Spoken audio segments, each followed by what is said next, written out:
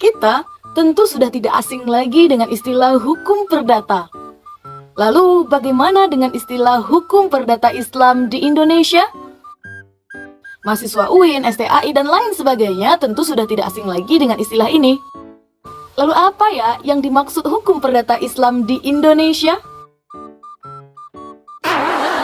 Bersama saya Dini Johar, dosen Prodi Hukum Keluarga STAI Solo Nan Indah. Pembelajaran kali ini kita akan membahas tentang konsep hukum perdata Islam di Indonesia. Tujuan pembelajaran kita kali ini agar mahasiswa mampu menjelaskan konsep hukum perdata Islam di Indonesia berupa pengertian dan ruang lingkupnya. Yuk kita bahas. Hukum perdata Islam di Indonesia merupakan perpaduan dari kajian ilmu hukum perdata dan hukum Islam yang telah mencakup aspek hukum keluarga dan hukum bisnis Islam. Hukum perdata Islam telah melalui proses sejarah yang panjang dan sebagian besar telah diakomodasi dalam peraturan perundang-undangan di Indonesia.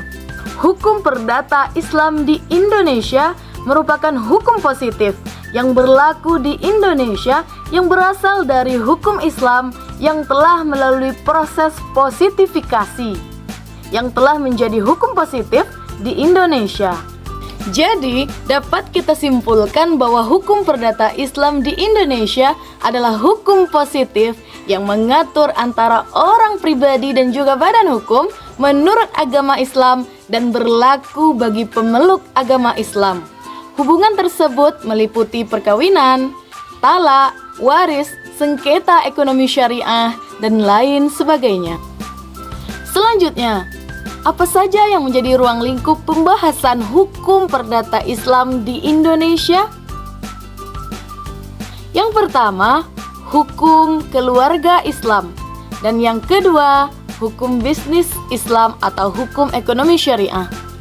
Hukum keluarga Islam mencakup pembahasan mengenai hukum perkawinan, putusnya perkawinan, hukum kewarisan, serta zakat, infak, sedekah, dan juga wakaf. Sedangkan hukum bisnis Islam mencakup jual beli jasa, sistem bagi hasil, sengketa ekonomi syariah, dan lain sebagainya. Masing-masing pembahasan tersebut akan kita bahas satu persatu di video berikutnya.